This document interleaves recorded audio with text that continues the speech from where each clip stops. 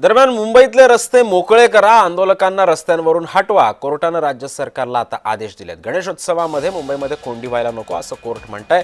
मुंबईमध्ये अडवलेल्या रस्त्यांवरील सर्व आंदोलकांना उद्यापर्यंत हटवा, उद्या संध्याकाळी 4 वाजेपर्यंत ही कारवाई करा असं कोर्ट म्हणतंय।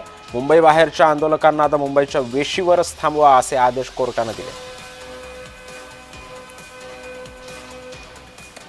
दरम्यान या सगळ्यामध्ये आता नेमका हायकोर्टाने काय म्हटलंय पाहूया।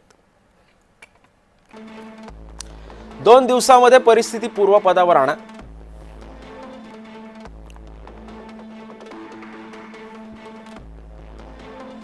मुंबईतले रस्ते मोकळे करा, आंदोलकांना आज दुपारी 4 वाजेपर्यंत रस्त्यांवरून हटवा।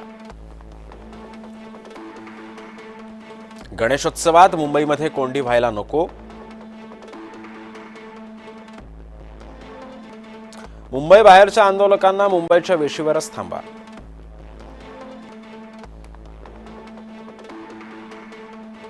पाच 5,000 आंदोलक वगळता इतर आंदोलकांना माघारी पाठवू शकता का? आंदोलकांच्या वकिलांना संतप्त सवाल। पावसात आंदोलन केलं त्यामुळे भिजण्याची तयारी ठेवा। आझाद मैदानामध्ये तंबू कशाला हवेत, चिखलामध्ये बसण्याची तयारी ठेवा। आझाद मैदानाव्यतिरिक्त इतर कुठलेही आंदोलन नको। आम्ही आंदोलनाच्या विरोधात नाही आहोत, मात्र नियम पाळले गेलेच पाहिजे असं कोर्ट म्हणतंय। शाळा कॉलेज विद्यार्थ्यांना नोकरदार वर्गाला त्रास होता कामा नये।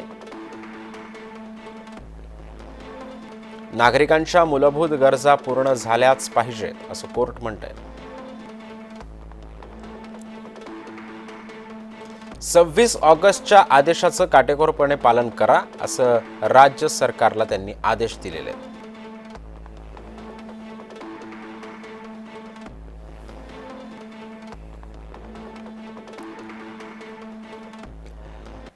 दरम्यान मराठा आंदोलक मनोज जरांगे